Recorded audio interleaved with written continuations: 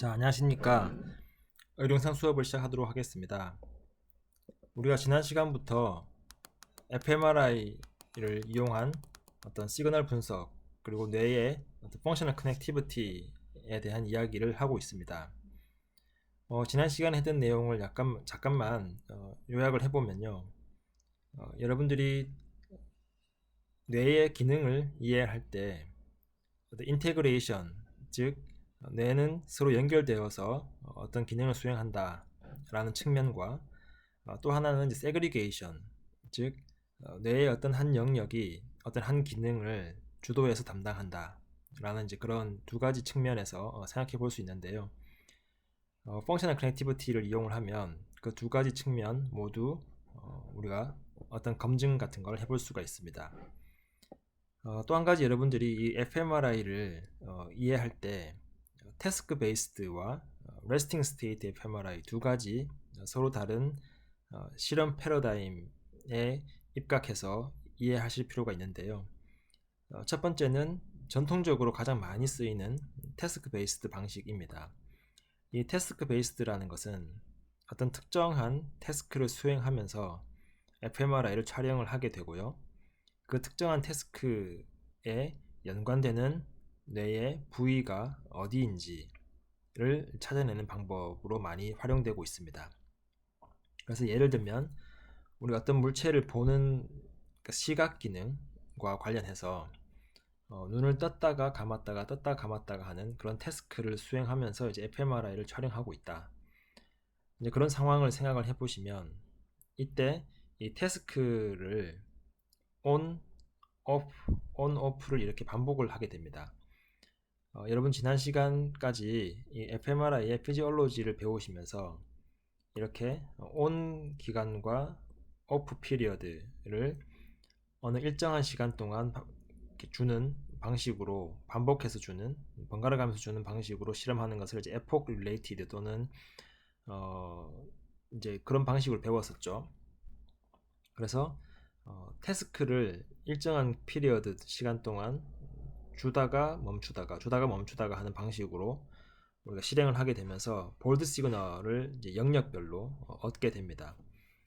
그래서 우리가 이 온오프 하는 요 패턴하고 어떤 특정한 부위에서 얻은 볼드 시그널의 패턴을 비교를 해서 여기 보시면 이제 특정한 위치에서 내가 볼드 시그널을 이렇게 얻었습니다. 그러면 내가 얻은 이 시그널과 온오프 하는 그 패턴을 비교했을 때 코릴레이션이 얼마나 되는지를 계산해 볼 수가 있겠죠. 그래서 예를 들면 이 오른쪽에 나오는 것처럼 이제 이런 영역을 생각을 해보시면요. 이런 영역에서는 마찬가지로 볼드 시그널이 어떤 식으로든지 이렇게 구해질 텐데요. 이 볼드 시그널하고 우리가 실행한 이 온오프 피리어드 패턴하고 비교를 해보면 코릴레이션이 굉장히 낮다는 것을 알 수 있습니다. 반대로 여기 있는 요 영역, 노란색이 있는 요 영역이요. 요 영역에서의 볼드 시그널은 요 그림 왼쪽 그림에서 보시는 것처럼 그 볼드 시그널과 우리가 온오프 하는 그 패턴이 굉장히 코릴레이션이 높다는 것을 알 수가 있습니다. 그래서 그런 식으로 뇌에 있는 모든 영역에서 볼드 시그널을 얻고 그 볼드 시그널과 우리가 온오프 태스크를 수행한 그 패턴과 비교를 다 해서 코릴레이션이 높으면 노란색, 그리고 적당히 높으면 붉은색, 낮으면 색깔을 칠하지 않는 방식으로 뇌의 모든 영역의 볼드 시그널과 비교해서 코릴레이션을 이렇게 뇌에 매핑을 하면요. 색깔을 매핑하는 거죠. 매핑을 하면 보시는 것처럼 뇌의 여기 뒤통수 부분, 이게 오시피탈 롭이라고 해서 비주얼 콜텍스가 있는 영역입니다. 그러니까 이 영역에서 코릴레이션이 높게 나온다. 즉 그 말은 우리가 태스크를 눈을 감았다가 떴다 하는 그 태스크 패턴과 볼드 시그널이 액티베이션 됐다가 안 됐다가 하는 그 패턴이 굉장히 유사하다. 자, 그거는 이제 어떤 것을 의미하나요? 우리가 눈을 떴을 때 저 부위에서 볼드 시그널이 액티베이션 되고 눈을 감으면 저 부위에서 볼드 시그널이 이제 디액티베이션 되는, 즉 저 부위의 뉴런이 시각 기능과 관련이 있다라는 것을 우리가 유추해 볼 수 있는 것이죠. 그래서 이런 태스크의 패턴과 볼드 시그널을 비교해서 어떤 태스크를 수행할 때 뇌의 어느 부위가 활성화되는지를 검증할 수 있는 또는 이제 찾아낼 수 있는 그런 방식이 바로 태스크 베이스드 fMRI 실험 패러다임이 되겠습니다. 요거과 관련해서 저희가 지난 시간에 잠깐 말씀드렸던 게 이제 레스팅 스테이트 네트워크라는 것인데요. 자, 레스팅 스테이트는 어떤 특정 태스크를 수행하지 않고 레스팅, 즉 이제 쉬면서 뇌에 활성화되는 정도를 우리가 보는 것입니다. 이때에는 어떤 영역과 어떤 영역, 두 영역의 볼드 시그널을 비교를 해서 어떤 영역과 어떤 영역의 볼드 시그널이 유사한지를 보는 그런 방식이었죠. 그래서 여러분들 지난 시간에 이 그림을 보시면 이 그림을 이제 여러분들이 좀 이해를 하실 필요가 있는데, 요게 요 위에 있는 그래프를 보시면 레프트 모터와 라이트 모터, 즉 주황색은 왼쪽 뇌의 운동 영역, 그러니까 모터 에어리아고요. 그리고 초록색은 오른쪽 뇌의 모터 영역입니다. 그래서 여기서 이제 A와 B에 해당하는 부분이 되겠습니다. 그래서 이 A와 B의 요 두 부위에서 시그널을, 볼드 시그널을 얻어보면, 레스팅 스테이트의 시그널을 얻어보면 보시는 것처럼 주황색과 초록색이 굉장히 유사한 형태의 볼드 시그널 패턴을 보이고 있죠. 이건 특정한 태스크를 수행하면서 패턴과 비교하는 게 아니라 레스팅 상태에서 뇌를 볼드 시그널 측정을 하고 두 영역의 볼드 시그널을 그냥 직접 비교하는 방식입니다. 근데 그렇게 해서 봤더니 레프트와 라이트 모터 영역의 볼드 시그널은 굉장히 유사하다는 것을 알 수 있습니다. 자, 이 유사하다는 것은 무엇을 의미하느냐? 이 두 영역의 볼드 시그널이 유사하다는 것은 이 두 영역이 비슷한 기능을 수행하고 있을 가능성이 높다라는 것을 의미하는 거죠. 반대로 레프트 모터 영역과 레프트 비주얼 영역, 그러니까 시각 영역이죠.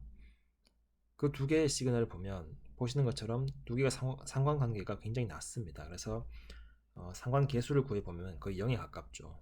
상관계수가 0이라는 얘기는 두 개의 시그널은 서로 연관되어서 나타나지 않는다. 위에 모터 영역 같은 경우는 상관계수가 0.84, 거의 1에 가깝죠. 1이 맥시멈, 완전 일치하면 1이 됩니다. 그런데 0.84는 거의 1에 가까운 굉장히 높은 유사도를 보이고 있는 거죠. 그래서 밑에 있는 그림이 시사하는 바는 레프트 모터 에어리아와 레프트 비주얼, 그러니까 시각 영역은 서로 다른 기능을 수행하고 있는 것 같다라고 해서 어떤 두 영역의 볼드 시그널이 비슷한 기능을 수행을 하고 있는지를 이런 식으로 모든 페어에 대해서 볼드 시그널의 코릴레이션을 구함으로 인해서 구할 수가 있습니다. 자, 그렇게 해서 구한 게 이 레스팅 스테이트 네트워크였는데요. 보시는 것처럼 이 모터 에어리아와 모터 에어리아, 레프트와 라이트 두 영역은 굉장히 유사한 기능을 수행하는 것로 우리가 뽑아낼 수 있고요. 마찬가지로 이 레프트와 라이트의 비주얼 영역도 두 개의 영역이 볼드 시그널이 굉장히 유사하다라는 것을 알 수 있습니다. 그래서 여기 보시는 것처럼 이제 뭐 레프트 파리에탈 프론탈, 이 파리에탈과 프론탈은 어소시에이션 에어리아, 뇌의 어떤 연합 영역이라고 해서 정보를 수집하고 정보를 종합하는 그런 기능을 수행을 한다라고 알려져 있습니다. 그래서 이 파리에탈 프론탈들도 서로 유사한 성격의 시그널을 보이고 있습니다. 근데 이런 연결된 서로 보면 네트워크이죠. 그래서 유사한 기능을 수행하는 네트워크들이 이렇게 이제 기능별로 구해질 수 있는데요. 되게 독특한 네트워크가 하나 있다. 디폴트 모드 네트워크인데, 이 디폴트 모드 네트워크는 보시는 것처럼 이제 포스테리어 싱귤레이트 콜텍스나 아니면 미디어 프론탈, 프리프론탈 이런 영역들이 위주가 되는데, 이 영역은 독특한 게 나머지 비주얼이나 여기 보시는 것처럼 이제 비주얼이나 아니면 모터 그리고 파리에탈 프론탈 같은 이런 것들은 뭐 시각 영역이나 운동 영역이나 아니면 이제 연합 영역 같은 특정한 기능을 수행을 할 때 그 네트워크의 보드 시그널이 액티베이션 된다는 특징이 있습니다. 반면 디폴트 모드 네트워크는 이제 인지와 연관이 있다고 많이 알려져 있는데요. 이 디폴트 모드 네트워크는 인지 기능을 수행할 때는 사실 디액티베이션 되고, 그렇지 않은 때에는 액티베이션이 되는, 즉 반대 양상을 보이고 있죠. 그래서 보시면 이 PCC 포스테리어 싱글레이트 콜텍스나 미디어 프리프론탈 콜텍스, 이 노란색과 주황색 시그널은 굉장히 유사합니다. 코릴레이션이. 근데 반대로 이제 이 IPS, 인페리 파레탈 서커스 쪽의 시그널 파란색과는 반대의 성격을 보이죠.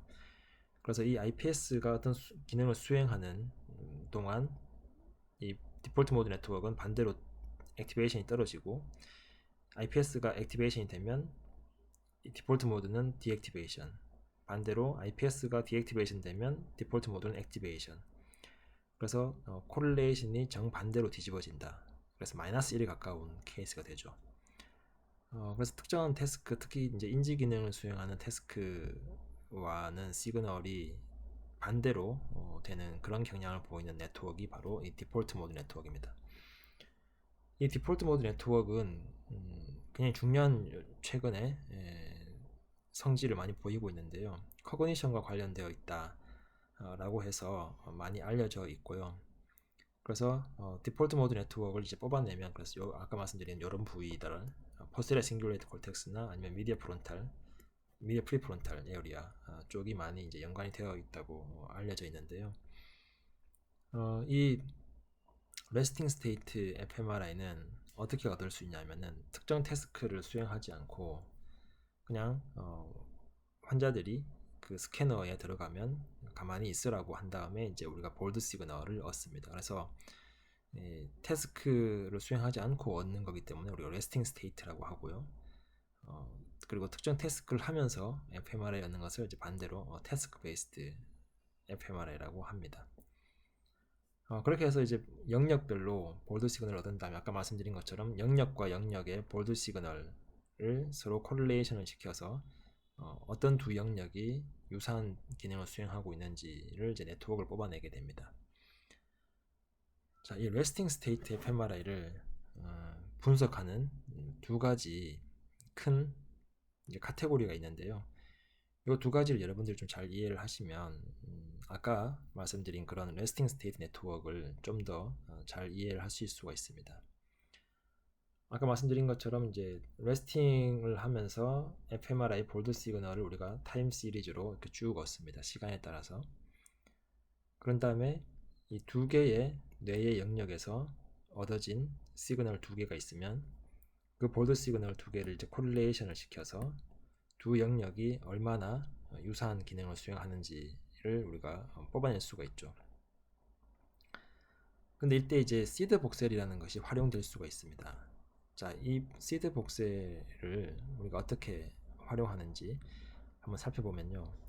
이 시드는 말 그대로 어떤 시그널의 기준이 되는, 그러니까 시드 역할을 하는 이제 그런 위치인데요.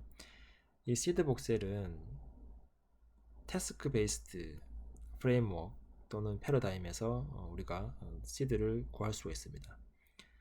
자, 예를 들면 손가락을 움직이는 태스크다. 그러면 당연히 이제 모터, 그러니까 운동 기능과 관련되겠죠. 그 태스크를 수행하면서 얘는 이제 태스크 베이스드로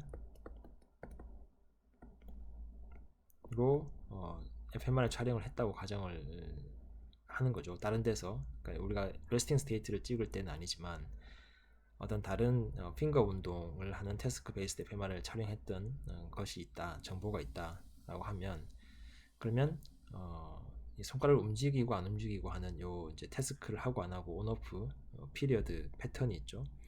그 패턴과 태스크 베이스드 fMRI 볼드 시그널을 비교를 해서 이 손가락을 움직이는 패턴과 가장 연관이 높은 복셀을 고르죠. 그 복셀이 바로 시드 복셀입니다. 그럼 이 시드 복셀을 우리가 뭘 할 수 있느냐면은 아까 말씀드린 것처럼 어떤 손가락을 움직이는 기능과 연관이 있겠구나. 그래서 모터 기능과 연관이 있겠구나 라는 것을 알 수가 있습니다. 태스크 베이스드 fMRI 분석을 통해서. 그러면 이 시드 복셀을 우리가 선정을 했다고 가정하면, 즉 이 시드 복셀은 모터와 연관이 있는 복셀이 되는 걸 알고 있죠. 그럼 이 시드 복셀을 가져와서 이 시드 복셀과 아까 레스팅 스테이트에서 얻은 시그널, 다른 모든 영역의 레스팅 스테이트에서 얻은 시그널을 두 개의 수를 비교하는 겁니다. 그래서 코릴레이션이 높은 영역들을 색깔을 칠해보면 이렇게 나옵니다. 그래서 우리가 이거 뭘 할 수 있냐면은, 여기에서 나오는 얘네들은 서로 코릴레이션이 높다는 얘기니까 이 시드 복셀과 서로 비슷한 기능을 수행을 한다는 것을 알 수 있는데, 우리가 시드 복셀을 뭐에서 뽑았냐면은 손가락 운동하는 기능과 유사한 패턴을 가지는 애를 뽑았는 거잖아요. 그래서 여기 나온 요 네트워크를 우리가 모터 레스팅 스테이트 네트워크라고 이름 붙일 수가 있는 겁니다. 그렇죠?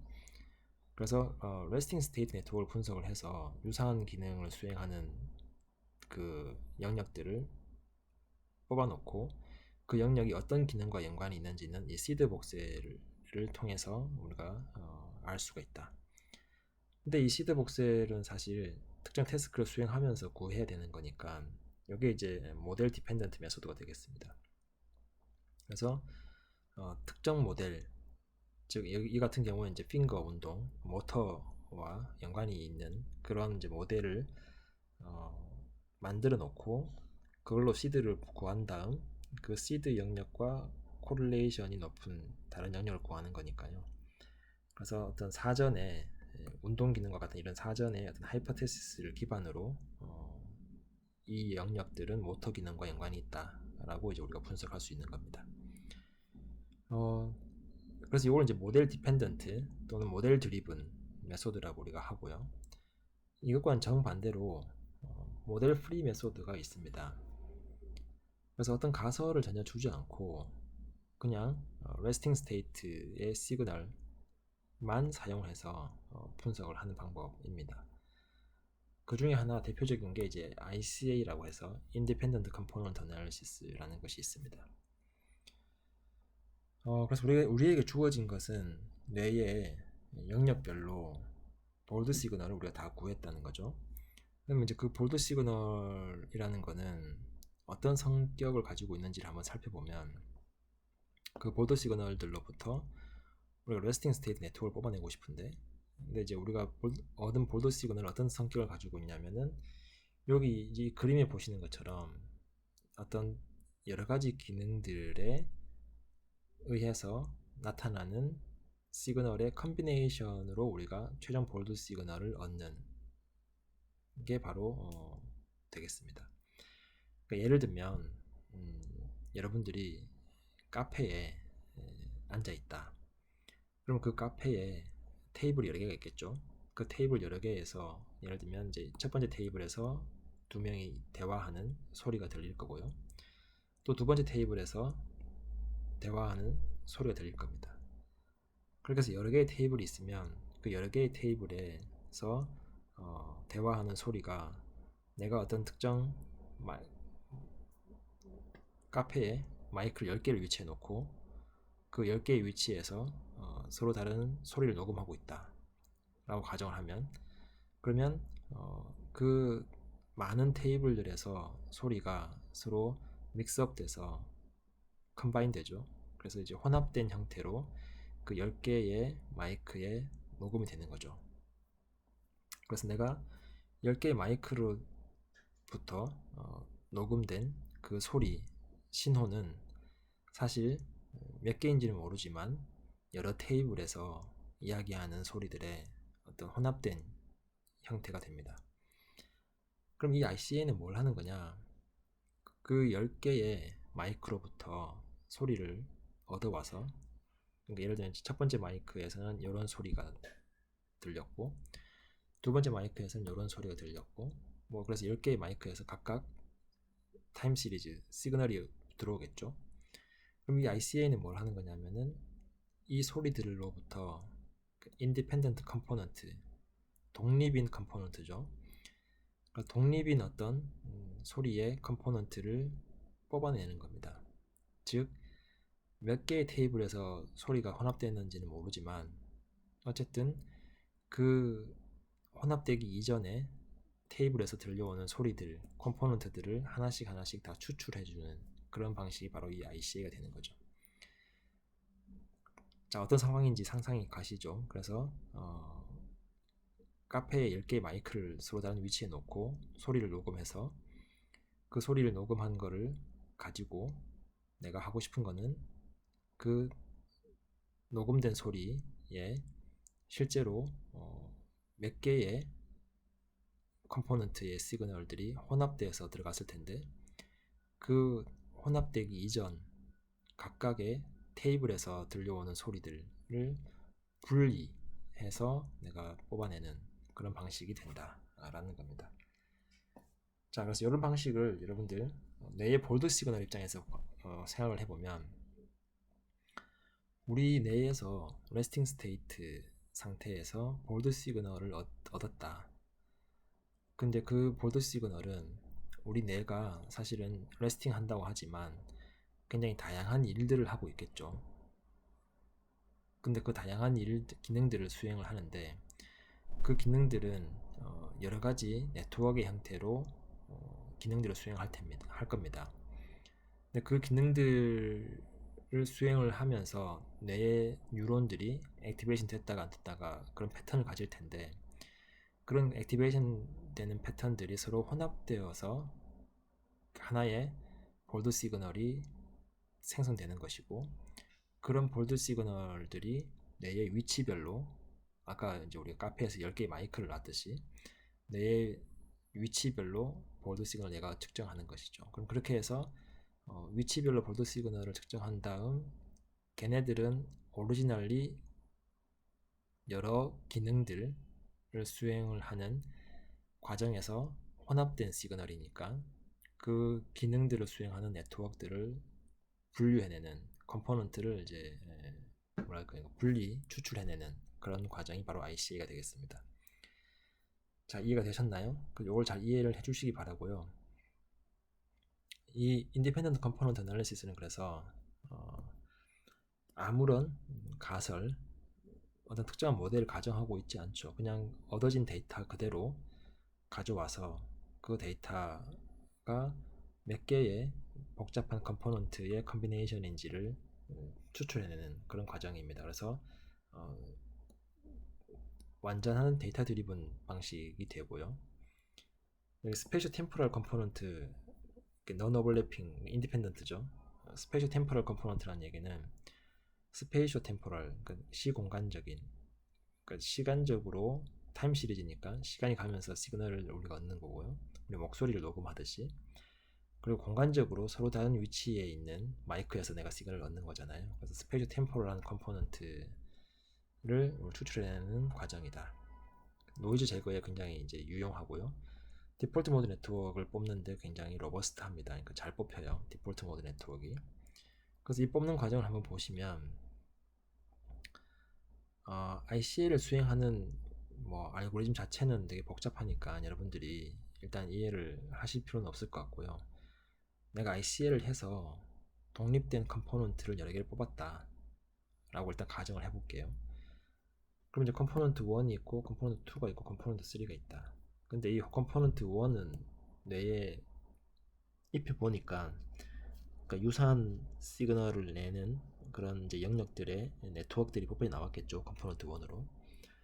근데 이 컴포넌트 1은 뇌에 입혀 보니까 굉장히 이제 자글자글 하면서 패턴이 하이 프리퀀시 컴포넌트가 많다. 노이즈가 많다라는 거죠.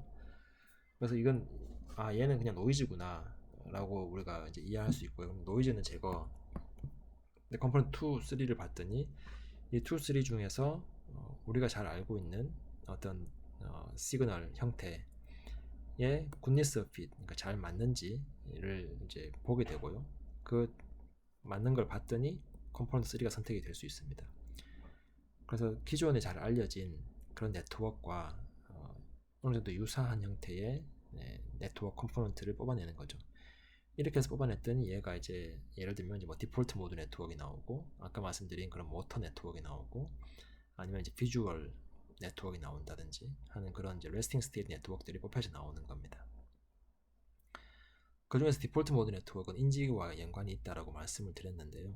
그 인지와 연관이 있는 디폴트 모드 네트워크를 실제로 실험을 통해서 뽑아 나온 것을 보면 여기 이제 왼쪽과 오른쪽이 두 개가 서로 다른데요. 왼쪽은 정상 노화, 그러니까 나이가 들면서 어떤 식으로 디폴트 모드 네트워크가 생기는지, 오른쪽은 알츠하이머 디멘샤, 즉 그러니까 알츠하이머 치매를 앓고 있는 환자들로부터 구한 것입니다. 보시면 정상인 같은 경우 여기가 이제 활성화가 네트워크가 되는데 치매 환자들은 여기가 이제 부족하죠. 마찬가지로 정상인 같은 경우는 여기가 좀 더 붉은색이 더 넓은데 치매 환자들은 여기가 조금 더 빈약하죠. 또한 이제 여기 위치 정상인들은 좀 더 액티베이션이 되는 것 같은데 치매 환자들은 되게 빈약합니다.